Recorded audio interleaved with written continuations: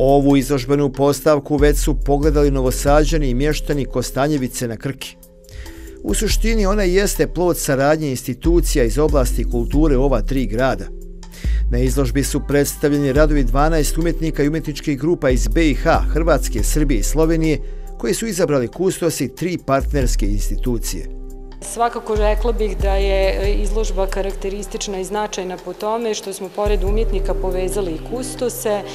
Iz Muzeja savremene umjetnosti Vojvodine dolazi nam Sanja Kojić-Mladenov, iz Muzeja i galerije Božidara Jakca dolazi nam Miha Colner, zajedno sa našim Mladenom Banjcem. Oni su radili na ovom konceptu, na izboru umjetnika, ovoj ideji, tako da je jedan zaista vrlo značajan institucionalni projekat koji pritom i multidisciplinaran kada su u pitanju umjetnički mediji, raznovrsnost radova koji se bave zaista svim, da kažem, aspektima koje današnja savremena umjetnost nudi, tako da je izložba jako interesantna, zanimljiva će biti publici, kako onim mlađim, tako i starijim generacijama, pa evo sve pozivam da u naredna 2 mjeseca posjete Muzej savremene umjetnosti Republike Srpske i pogledaju našu izložbu.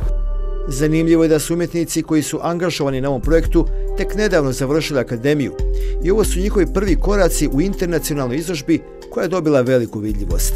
Meni je izuzetno zadovoljstvo da su umjetnici koji su angažovani kroz Muzej savremene umjetnosti pripadaju toj najmlađoj generaciji umjetnika. Uglavnom je riječ o umjetnicima koji su ili jako skoro završili svoje akademije. Ovo su neki njihovi prvi koraci u nečemu što možemo da kažemo da je internacionalna grupna izložba koja je dobila dosta veliku vidljivost i drago mi je da naši mladi umjetnici mogu da stoje rame uz rame sa nekim već od velikih etabliranih imena regionalne umjetničke scene.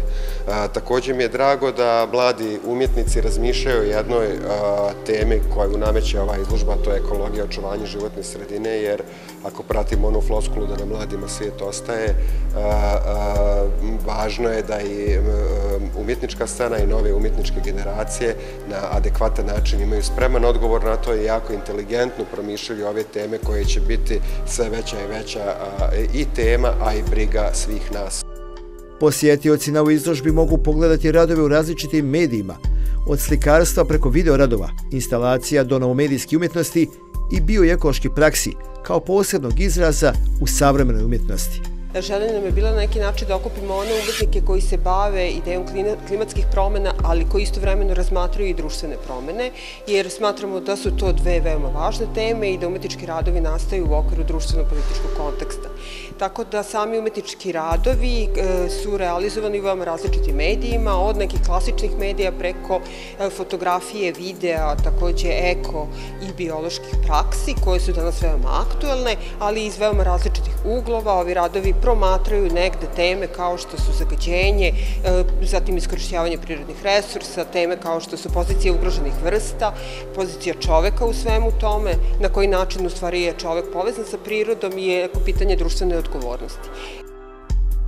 Problemi životne sredine i zagađenja su fenomeni koji se u društvu pojavljuju 50 godina unazad, zbog čega izložba je dobila naziv Novo doba.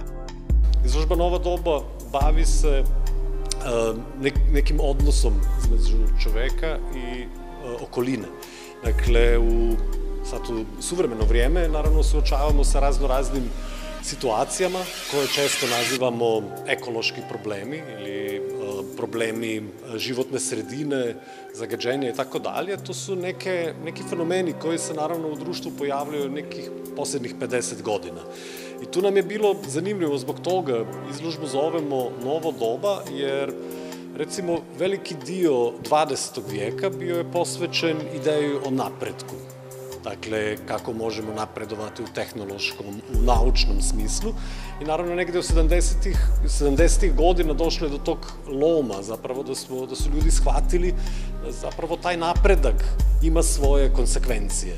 I dakle, sad izložba sama po sebi propituje sve to iz perspektive recimo umjetnika, umjetničkih radova.